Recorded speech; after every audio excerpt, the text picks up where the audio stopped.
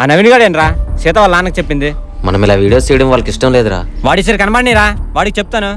అరే రామ్, ఒకసారి ఇటు చూడు.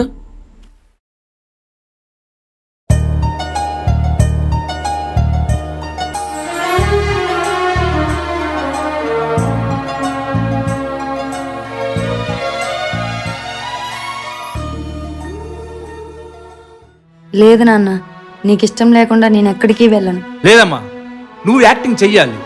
మన పల్లెటూరులో కూడా ఏదైనా సాధించగలని నువ్వు నిరూపించాలి. సీత వచ్చేసింది కదరా, ఇంక షూట్ చేద్దామా? చేద్దాంరా.